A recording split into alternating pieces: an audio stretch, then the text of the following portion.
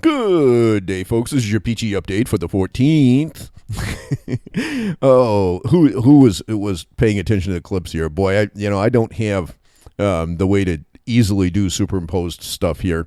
I can do it. I'm on my laptop right now recording this, but it takes quite a bit more work than it does on my desktop, where I have multiple monitors, and it's real simple.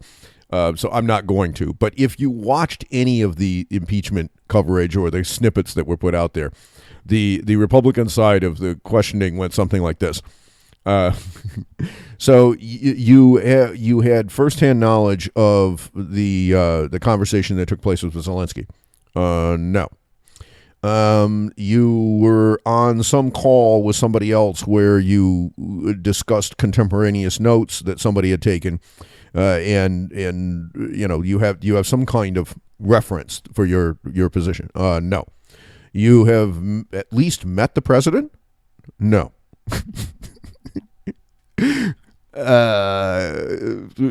Judge, may I ask for a directed verdict? If it was a criminal trial, that would have happened.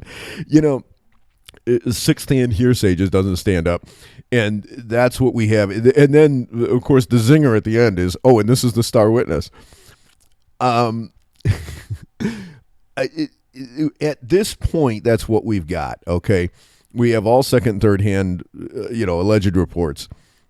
And yet, as has been documented at this point, there was no quo that was known to the Ukrainians, and therefore you couldn't have a quid pro quo, you couldn't have bribery, you couldn't have blackmail, because the other side of the conversation didn't know that there was something being held up or being threatened. It was a request and a bribe or an extortionate act or blackmail or whatever you want to call it are two very different things. Now, is a request a impeachable act under any set of circumstances where, I remind you, the two parties have a treaty to assist each other in enforcing criminal law? I would say the answer is very clearly no.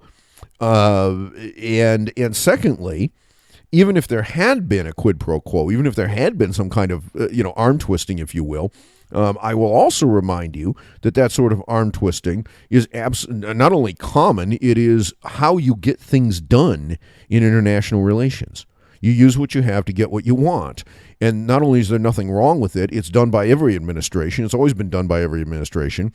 Barack Obama's administration did it repeatedly. Nobody ever called any question there as far as whether or not that was an impeachable act. Some of it I thought was despicable, but whether I think it's despicable doesn't mean that it's, it rises to a level of a high crime or misdemeanor. So what you have here basically is the crazies on the far left in the Democrat Party that have insisted that this go forward, and Pelosi found herself with a terrible problem, and she's tried to deal with it. But now as the public is seeing this, and I suspect that what you're going to see happen is that the 20% on the far left are going to see this as more proof of Trump's guilt. Never mind the fact that there's absolutely no direct evidence that has been seen so far by the public. And yet, the screaming level is going to ratchet up to about 9.9. Everybody else in the country is going to see this for what it is, which is a fool's errand that was undertaken because a bunch of nuts were out there yelling for it. And if you are thinking that this is a positive thing for the Republic, you're dead wrong. It's going to be extremely destructive, because one of two things is going to have to happen. Pelosi is either going to have to yank this thing before it gets to the floor of the House. And if she's got any brains in her head, she's going to find a way to do that.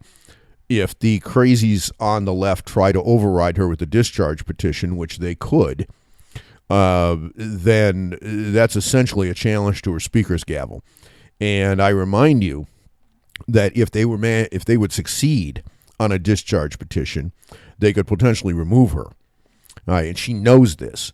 So there is that tension that's going on there.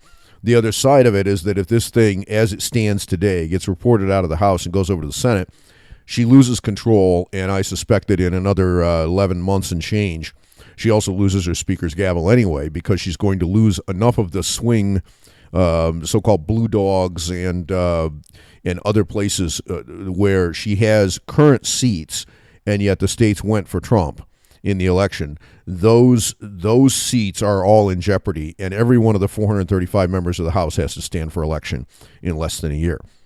So the risks are extremely high. Trump, for his part, is of course playing the stock market is at all-time highs. Oh my God, if the Federal Reserve would actually just do what I want, the stock market would be up another 25%. And boy, Donald, you might want to go back and review what happened in 2005 and 2006 and 2007, and what really drove that. That was driven by a relatively small percentage of the economy, which is housing. It touches everything, but it's in terms of percentage of the actual economy, it's not very big. And yet what happened there was that people were spending money they did not have, using leverage to do things that they could not otherwise do.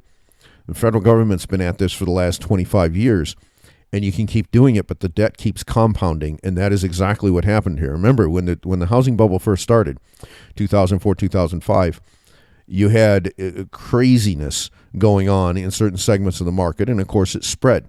But as people continued to flip things and continued to get more aggressive with pulling more and more money out of their home and refinancing and spending the cash on God knows what, eventually you got to the point where people couldn't pay. Well, we are looking at that situation with the federal government coming up within the next 4 or 5 years with medical and Medicare and Medicaid spending, and that's a fact. Okay, the MTS was out for the month of October yesterday, and the hair on fire thing about the deficit being $130 billion for the month was being screamed about. But if you remember, I posted about the final month, last month, September, fiscal year end MTS, in which I pointed out that Treasury did that time what they always do at the end of the fiscal year, which is don't pay people on purpose. And they do that to make the deficit look better. Well, when you don't pay people, but they did work for you, you'll have to pay them, because if you keep not paying them, they'll stop working eventually. Nobody works for free forever. And so ultimately what ends up happening is the deficit numbers for October, November tend to be extremely high. So do the expenditure numbers. The growth rate number actually in CMS, Medicare and Medicaid services, for the month of October was not crazy high. So I'm curious as to whether or not they're still holding back some cash there. But most of the other areas were. And then the other thing is tax receipts. What you saw in September and the balancing factor there was that tax receipts were quite high on a consolidated basis, and that's probably from estimated. So that's normally the way it works, because September is an estimated tax payment month. But that, of course, is now gone for the next few months, and so there is that balancing factor that comes into play. But you're not going to have that now for October and November. Last October and November, if you remember, I raised a huge alarm about this because there was a big issue with Medicare and Medicaid spend, and I said, look, we're even backing out this, we don't pay people in order to make the numbers look better.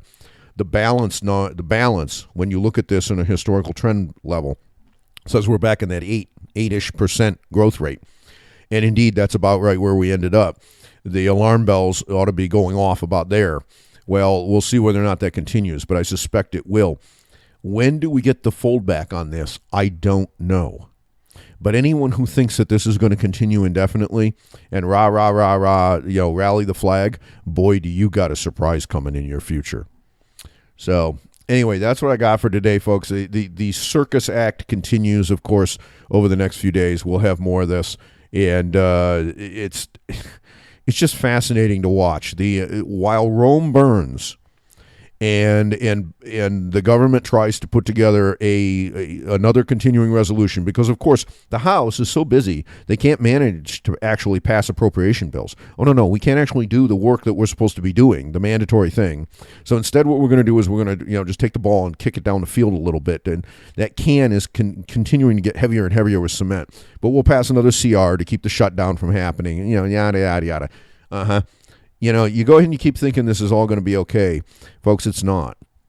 And I think the cracks in the dam are starting to show up. The water's coming out. People are sticking fingers in the dike. And I'm not sure exactly how long that will continue to work. But for the time being, the sideshow is keeping attention off the important stuff. And everyone feels good because the stock market has not collapsed. And so, onward and forward we go. It's a good opportunity. If you haven't already taken care of it, get your debt profile under control, get your cost of living and your spending profile under control, make the adjustments you need to. You've probably got a few months, maybe another year. But the hair on fire Democrat problem is going to come to the fore as we come into election season, and certainly after the election next year, no matter which way it goes. So have fun, and I will see you tomorrow.